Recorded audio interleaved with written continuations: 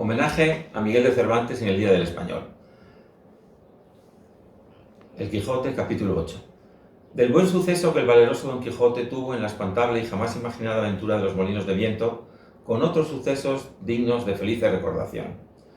En esto descubrieron 30 o 40 molinos de viento que hay en aquel campo, y así como Don Quijote los vio, dijo a su escudero: la aventura va guiando nuestras cosas mejor de lo que acertáramos a desear, porque ves allí, amigo Sancho Panza, donde se descubren 30 o poco más desaforados gigantes con quienes pienso hacer batalla y quitarles a todos las vidas, con cuyos despojos comenzaremos a enriquecer, que esta es buena guerra y es gran servicio de Dios quitar tan mala simiente de sobre la faz de la tierra.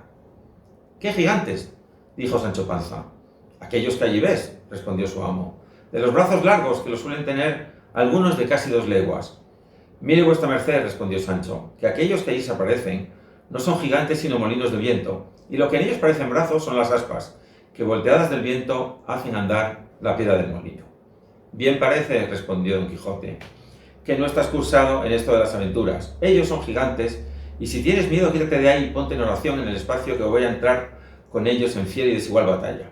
Y diciendo esto, dio de espuelas a su caballo Rocinante, sin atender a las voces que su escudero Sancho le daba, advirtiéndole que sin duda alguna eran molinos de viento y no gigantes aquellos que iba a cometer. Pero él iba tan puesto en que eran gigantes que ni oía las voces de su escudero Sancho ni echaba de ver, aunque estaba bien cerca, lo que eran.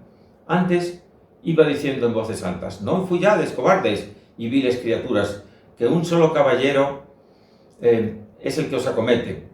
Levantóse en esto un poco de viento y las grandes aspas comenzaron a moverse, lo cual, visto por Don Quijote, dijo: pues aunque mováis más brazos que los del gigante Brayereo, me lo habréis de pagar.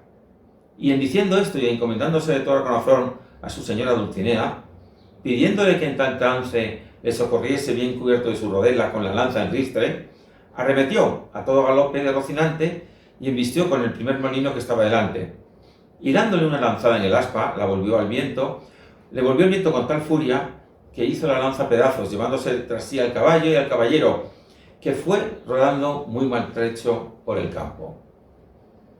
Acudió Sancho Panza a socorrerle a todo correr de su asno, y cuando llegó, halló que no se podía menear. Tal fue el golpe que dio con él Rocinante. Válgame Dios, dijo Sancho, ¿no le dije yo a vuestra merced que mirase bien lo que hacía, que no eran sino molinos de viento, y no los podía ignorar, sino quien lleva otros tales en la cabeza? Calla, amigo Sancho, respondió Don Quijote, que las cosas de la guerra, más que otras, están sujetas a continua mudanza, y cuanto más que yo pienso, y así es verdad, que aquel sabo Frestón que me robó el aposento y los libros, ha vuelto a estos gigantes en molinos por quitarme la gloria de su vencimiento. Tal es la enemistad que me tiene. Mas Dios lo haga como pueda, respondió Sancho Panza, y ayudándolo a levantar, tornó a subir sobre Rocinante, que medio despaldado estaba. Y hablando en la pasada aventura, siguieron el camino del puerto Lápice, porque allí decía Don Quijote que no era posible dejar de hallarse muchas y diversas aventuras, por ser lugar muy pasajero, sino que iba muy pesaroso por haberle fallado la lanza, y diciéndose a su escudero, dijo: yo me acuerdo haber leído que un caballero español llamado Diego Pérez de Vargas, habiéndosela en una batalla roto la espada, desgajó de una encima un pesado tronco ramo, y con él hizo tales cosas aquel día y machacó tantos moros, que le quedó por sobrenombre Machuca. Y así él, como sus descendientes, se llamaron desde aquel día en adelante Vargas y Machuca. Hete dicho esto, porque de la primera encina o roble que se me depare, pienso desgajar otro tronco, tal y bueno como aquel, que me imagino y pienso hacer con él tales hazañas que tú tengas por bien afortunado de haber merecido venir a verlas, y a ser testigo de cosas que apenas podrán ser creídas. A la mano de Dios, dijo Sancho, yo lo creo todo así como vuestra merced lo dice, pero enderécese un poco, que parece que va de medio lado, y debe de ser del molimiento de la caída.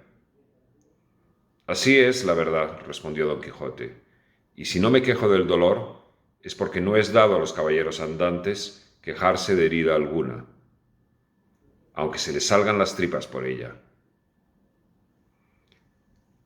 Si eso es así, no tengo yo que replicar, respondió Sancho, pero sabe Dios si yo me holgara que vuestra merced se quejara cuando alguna cosa le doliera. De mí sé decir que me he de quejar del más pequeño dolor que tenga, si ya no se entiende también con los escuderos de los caballeros andantes eso del no quejarse. No se dejó de reír Don Quijote de la simplicidad de su escudero, y así le declaró que podía muy bien quejarse como y cuando quisiese, sin gana o con ella, que hasta entonces no había leído cosa en contrario en la orden de caballería. Díjole Sancho que mirase que era hora de comer. Respondióle su amo que por entonces no le hacía menester, que comiese él cuanto se le antojase. Con esta licencia se acomodó Sancho lo mejor que pudo sobre su jumento, y sacando de las alforjas lo que en ellas había puesto, iba caminando y comiendo detrás de su amo muy despacio, y de cuando en cuando empinaba la bota con tanto gusto que le pudiera envidiar el más regalado bodegonero de Málaga. Y en tanto que él iba de aquella manera menudeando tragos, no se le acordaba de ninguna promesa que su amo le hubiera hecho, ni tenía por ningún trabajo, sino por mucho descanso, andar buscando las aventuras por peligrosas que fuesen. En resolución, aquella noche la pasaron entre unos árboles, y del uno de ellos desgajó Don Quijote un ramo seco, que casi le podía servir de lanza, y puso en él el hierro que quitó de la que se le había quebrado. Toda aquella noche no durmió Don Quijote, pensando en su señora Dulcinea, por acostumarse a lo que había leído en sus libros, cuando los caballeros pasaban sin dormir muchas noches en las florestas y despoblados, entretenidos en las memorias de sus señoras. No le pasó así Sancho Panza, que como tenía el estómago lleno y no de agua de chicoría, de un sueño se la llevó toda y no fuera parte para despertarle.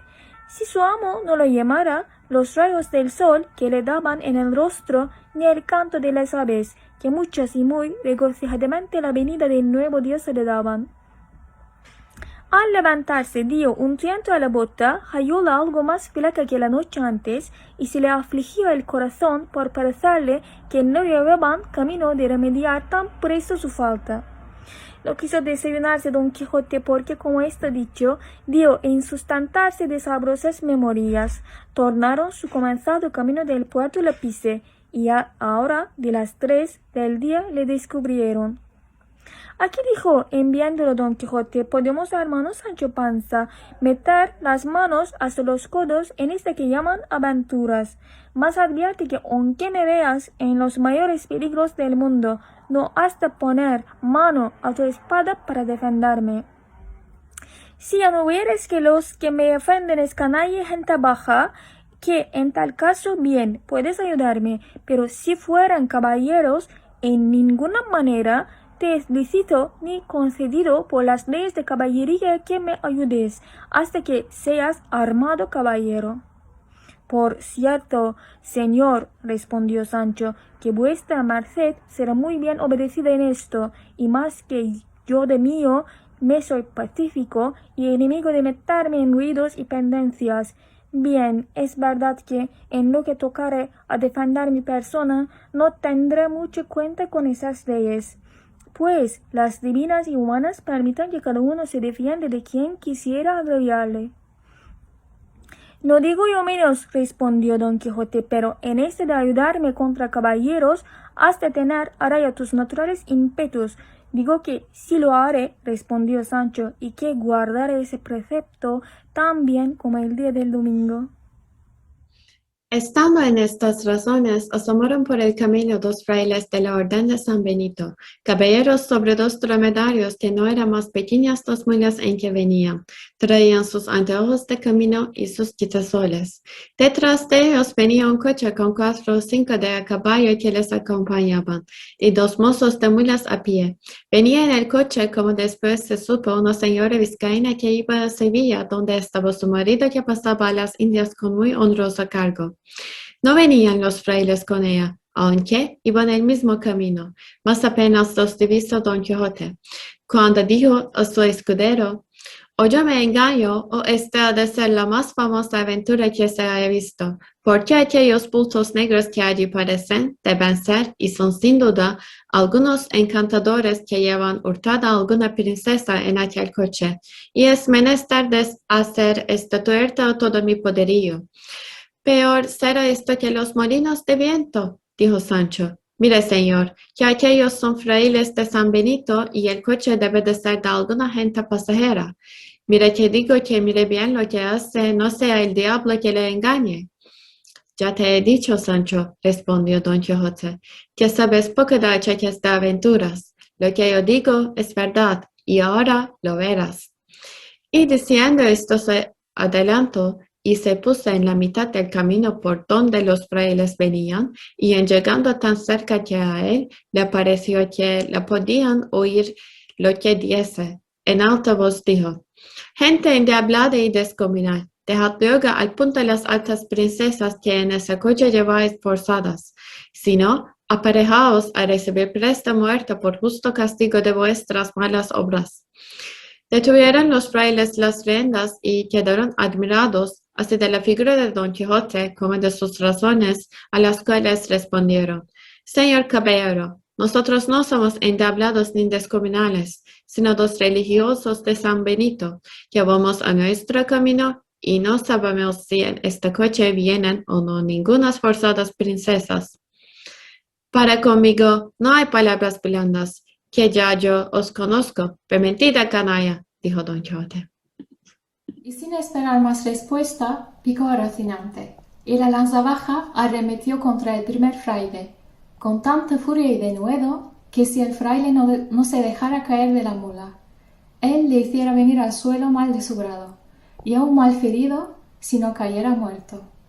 El segundo religioso, que vio del modo que trataban a su compañero, puso piernas al castillo de su buena mula, y comenzó a correr por aquella campaña más ligero que el mismo viento. Sancho Panza, que vio en el suelo al fraile, apeándose ligeramente de su asno, arremetió a él y le comenzó a quitar los hábitos. Llegaron en esto dos mozos de los frailes, y le preguntaron que por qué le desnudaba. Les respondió Sancho que aquello le tocaba a él legítimamente, como despojos de la batalla que su señor Don Quijote había ganado. Los mozos, que no sabían de burla, ni entendían aquello de despojos y batallas, viendo que ya Don Quijote estaba desviado de allí, hablando con las que en el coche venían, arremetieron con Sancho, y dieron con él en el suelo, y sin dejarle pelo en las barbas, le molieron a coces, y le dejaron tendido en el suelo sin aliento ni sentido. Y sin detenerse un punto, tornó a subir el fraile, todo temeroso y acobardado, y sin color en el rostro. Y cuando se vio a caballo, picó tras su compañero, que un buen espacio de ahí le estaba aguardando, y esperando en qué paraba aquel sobresalto. Y sin querer aguardar el fin de todo aquel comenzado suceso, siguieron su camino, haciéndose más cruces que si llevaran el diablo a las espaldas. Don Quijote estaba, como se ha dicho, hablando con la señora del coche, diciéndole: La vuestra hermosura, señora mía, puede hacer de su persona lo que más le viniera en talante, porque ya la soberbia de vuestros robadores yace por el suelo, derribada por este mi fuerte brazo. ¿Y por qué no venís por saber el nombre de vuestro libertador? Sabed que yo me llamo Don Quijote de la Mancha, caballero andante y aventurero, y cautivo de la sin par y hermosa doña Dulcinea del Toboso. Y en pago del beneficio que de mí habéis recibido, no quiero otra cosa, sino que volvéis al Toboso, y que de mi parte os presentéis ante esta señora, y le digáis lo que por vuestra libertad he hecho. Todo esto que Don Quijote decía, escuchaba un escudero de los que el coche acompañaban, que era vizcaíno, el cual, viendo que no quería dejar pasar el coche adelante, sino que decía que luego había de dar la vuelta al Toboso, se fue para Don Quijote, y asiéndole de la lanza, le dijo en mala lengua castellana, y peor vizcaína, de esta manera: Anda, caballero, que mal andes, por el Dios que crióme, que si no dejas coche, así te matas como estás ahí, vizcaíno. Entendióle muy bien Don Quijote, y con mucho sosiego le respondió: Si fueras caballero, como no lo eres, yo ya hubiera castigado tu sandez y atrevimiento, cautiva criatura. A lo cual respondió el vizcaíno: yo no, caballero. Jura Dios tan mientes como cristiano. Si lanzas rojas y espada sacas, el agua cuán presto verás que el gato llevas. Vizcaíno por tierra, hidalgo por mar, hidalgo por el diablo. Y mientes, que mira si otra dices cosa. Ahora lo veredes, dijo Agraves, respondió Don Quijote, y arrojando la lanza en el suelo, sacó su espada, y embrazó su rodela, y arremetió al vizcaíno con determinación de quitarle la vida. El vizcaíno, que así le vio venir, aunque quisiera apearse de la mula, que por ser de las malas de alquiler no había que fiar en ella, no pudo hacer otra cosa sino sacar su espada. Pero avínole bien que se halló junto al coche, de donde pudo tomar una almohada que le sirvió de escudo. Y luego fueron el uno para el otro, como si fueran dos mortales enemigos. La demás gente quisiera ponerlos en paz, mas no pudo, porque decía el vizcaíno en sus mal trabadas razones que si no le dejaban acabar su batalla, que él mismo había de matar a su ama y a toda la gente que se lo estorbase. La señora del coche, admirada y temerosa de lo que veía, hizo al cochero que se desviase de allí algún poco, y desde lejos se puso a mirar la rigurosa contienda, en el discurso de la cual dio el vizcaíno una gran cuchillada a Don Quijote, encima de un hombro por encima de la rodela, que a dársela sin defensa le abriera hasta la cintura. Don Quijote, que sintió la pesadumbre de aquel desaforado golpe, dio una gran voz, diciendo: «Oh, señora de mi alma, Dulcinea, flor de la hermosura, socorred a este vuestro caballero, que por satisfacer a la vuestra mucha bondad, en este riguroso trance se halla. El decir esto, y el apretar la espada, y el cubrirse bien de su rodela, y el arremeter al vizcaíno, todo fue en un tiempo, llevando determinación de aventurarlo todo a la de un solo golpe. El vizcaíno, que así le vio venir contra él, bien entendió por su denuedo su coraje, y determinó hacer lo mismo que Don Quijote, y así le aguardó bien cubierto de su almohada, sin poder rodear la mula a una ni a otra parte, que ya de puro cansada, y no hecha a semejantes niñerías, no podía dar un paso. Venía, pues, como se ha dicho Don Quijote, contra el cauto vizcaíno con la espada en alto, con determinación de abrirle por medio, y el vizcaíno le aguardaba a sí mismo, levantada la espada y aforrado con su almohada, y todos los circunstantes estaban temerosos y colgados de lo que había de suceder de aquellos tamaños golpes con que se amenazaban, y la señora del coche y las demás criadas suyas estaban haciendo mil votos y ofrecimientos a todas las imágenes y casas de devoción de España, porque Dios librase a su escudero y a ellas de aquel tan grande peligro en que se hallaban. Pero este es el daño de todo esto, que en este punto y término deja el autor de esta historia esta batalla, disculpándose que no haya más escrito de estas hazañas de Don Quijote, de las que deja referidas. Bien, es verdad que el segundo autor de esta obra no quiso creer que tan curiosa historia estuviese entregada a las leyes del olvido, ni que hubiesen sido tampoco curiosos los ingenios de la Mancha, que no tuviesen en sus archivos o en sus escritorios algunos papeles que de este famoso caballero tratasen. Y así, con esta imaginación, no se desesperó de hallar el fin de esta apacible historia, el cual, siéndole el cielo favorable, le halló del modo que se contará en el siguiente capítulo.